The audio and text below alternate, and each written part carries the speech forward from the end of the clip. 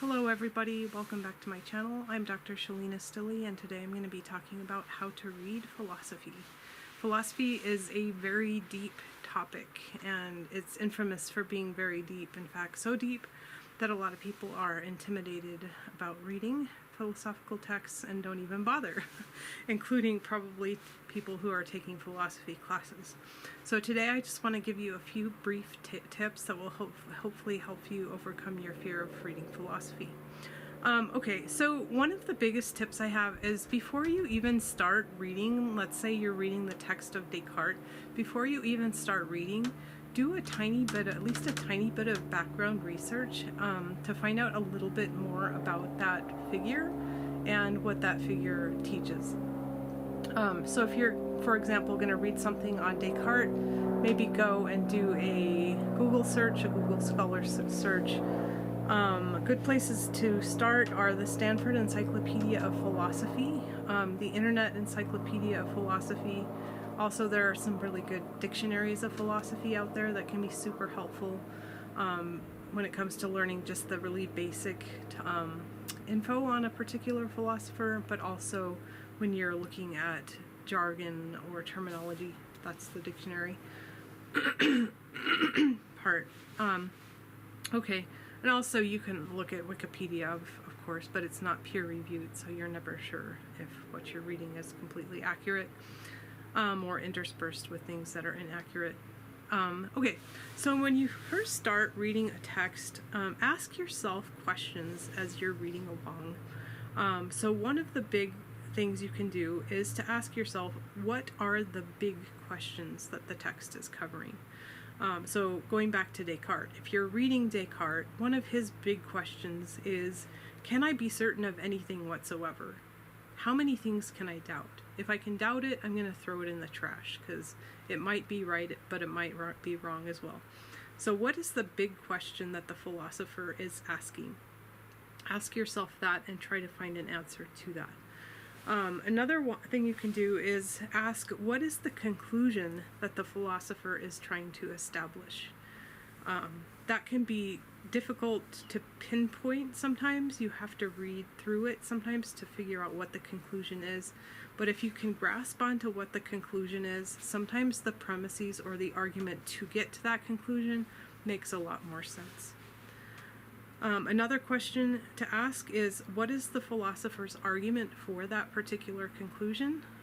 Argument in philosophy doesn't mean argument in the sense of like, let's take it to the parking lot and argue it out there, hash it out. But it just means providing a rationale for a particular conclusion or for a particular position. So the argument is the argument for the conclusion, or the rationale for the conclusion, or the reason for the conclusion that the philosopher is coming to. Another question to ask yourself is, does the philosopher's argument make any sense? Once you figure out what's the conclusion, what's the argument for the conclusion, you're in a better position to ask yourself, does the argument make sense in the first place, right? And this is where logic can come in. If you've taken any logic classes, you can perhaps look for fallacies or weaknesses in the argument, or maybe strengths of the argument. What makes the argument strong, or what makes it not so strong, or what makes it dubitable, something you're going to doubt, where you would doubt that the argument reaches logically to the conclusion. And then finally ask yourself, how can I relate what I'm reading to something that I already know, or maybe something that I've already thought about? So let's say you're reading a text that's arguing that we're determined, that we're not free, that everything we do is caused by some preceding event and state of affairs, so that even if you feel like you're free, you're not really free. You might be reading a text that's making that argument, and you can go and you can think, gosh, this does relate to maybe a time where I felt compelled to do something, or someone else felt compelled to do something, or felt they were free but they weren't. An example I give is maybe of a child who's offered green beans or an ice cream cone, right? They might feel free to choose the ice cream, but someone might say, no, they're determined because kids like sugar, right?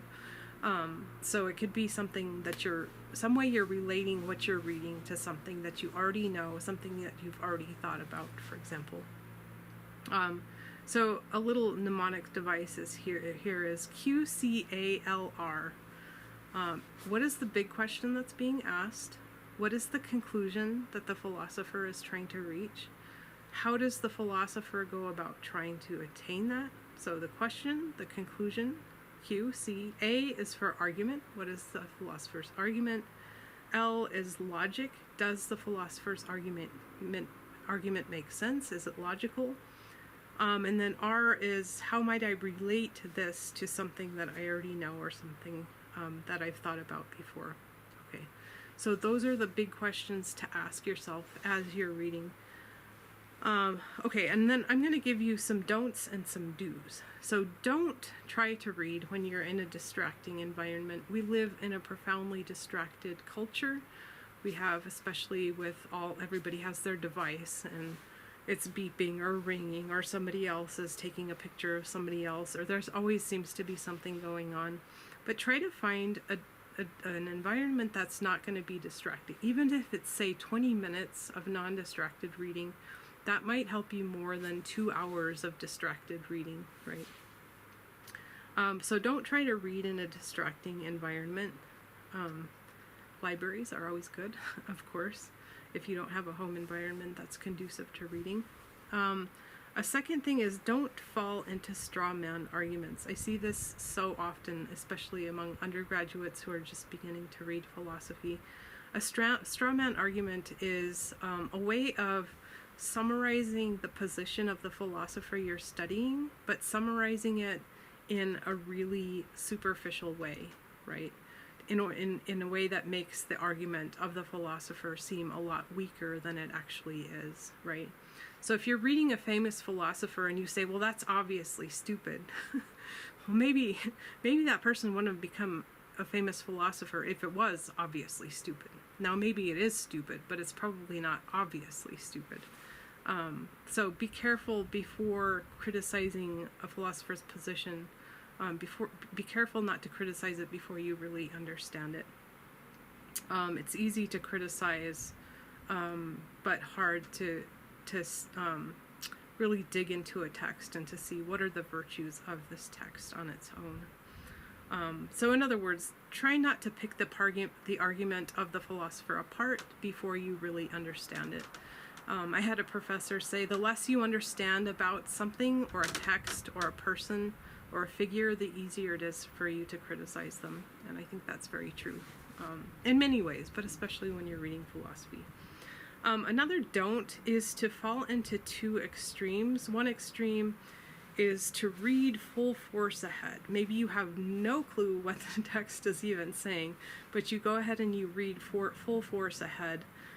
This can be just a waste of time to keep reading if you know you don't understand a thing that's going on. I had a professor once say that skimming philosophy is like skimming a math problem, right? Don't move on quickly if you're clearly not understanding what's going on. So that's one extreme. The other extreme is to get caught up in every single little word, every single little sentence, and to never get any momentum whatsoever. So avoid reading too fast or reading so slow that you're missing the big picture. And that's a sort of balancing act that takes time to master. But those are two things to try to avoid. Another don't is to read without annotating or reflecting on the text. I'm going to come back to annotating in just a little bit. Okay, so make sure you're engaging with the text. You can write in the text, you can underline, you can circle, etc., etc. Again, I'm coming back to that. And then another don't is don't make it a race to finish. If you're reading for a class, I know it can be tempting to just race through something just to get it off of your desk and you get on to the next thing. But really, sometimes it's better to spend 20 minutes reading something and really understand it, or at least really dig into it, even if it's a couple pages, maybe 20 minutes, you can only get through the first few pages. That's better than spending, 2 hours and trying to read 200 pages and not getting any of it. So sometimes if you really are pressed for time, less can be more. Read less but understand it better, than, as opposed to read more and don't understand any of it. So don't make it a race. It's it's stressful enough as it is sometimes to read philosophy, right? So what to do? Do take your time with a text if you can. It's important to get something, more important to get something out of a short section than to try to skim a whole chapter, but understand everything on a really superficial level. Do skim and then reread. It can be helpful to, at first, just read a paragraph or two, or maybe a page or two, and then come back to it. So as you're skimming it, ask yourself, going back to those questions, what is the big question here? That can be your first run through, and then you can go back and fine tune your reading and ask, okay, now I know what the big question is. How do the details fit into it? Where's the argument here, right? So skim and then go back and reread. That can be super helpful, I think. Kind of like an analogy here would be like if you're gonna clean your house. Maybe you have guests coming over and it's morning time and your goal is to clean your house before your guests get there.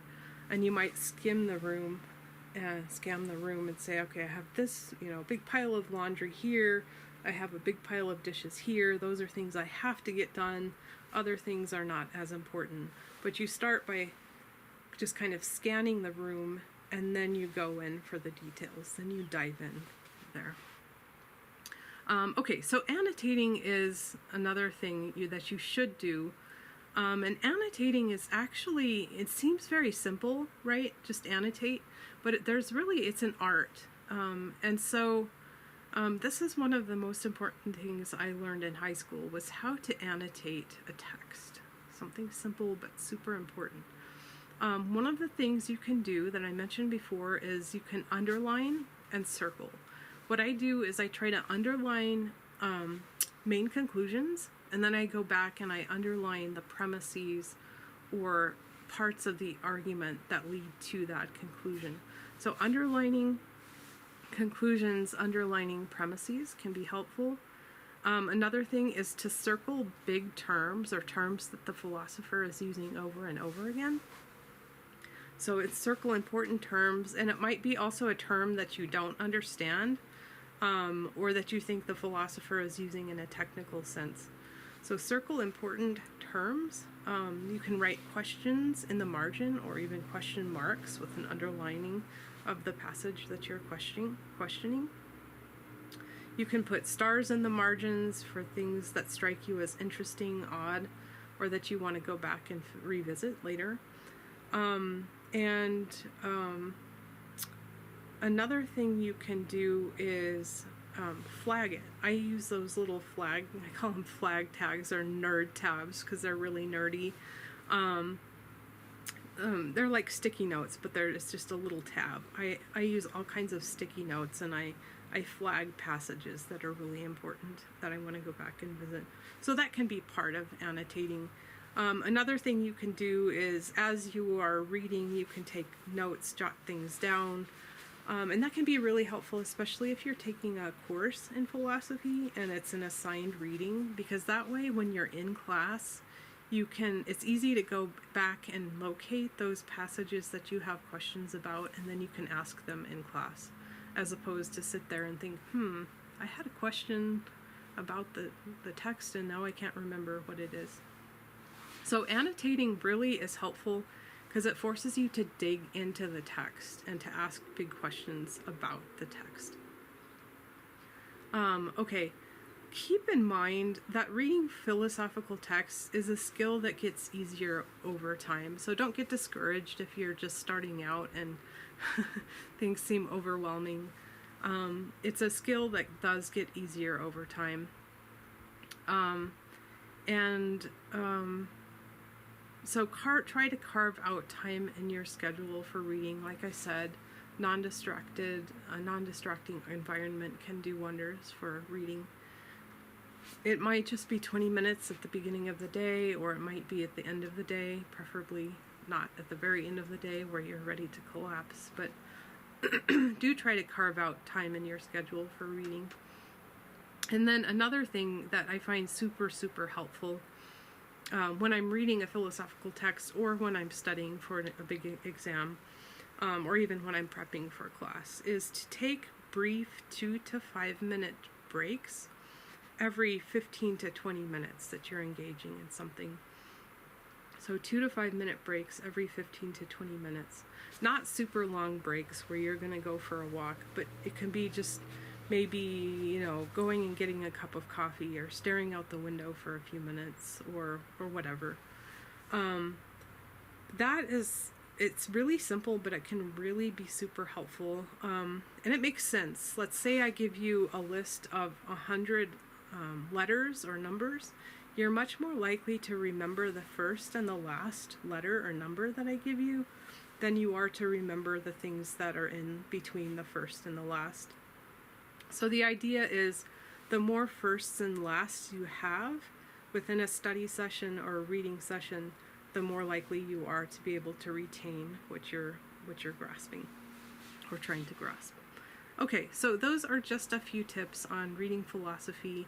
I hope they're helpful, and I wish you luck in your philosophical reading journey. Thanks. Oh, and hit the like and subscribe buttons, please.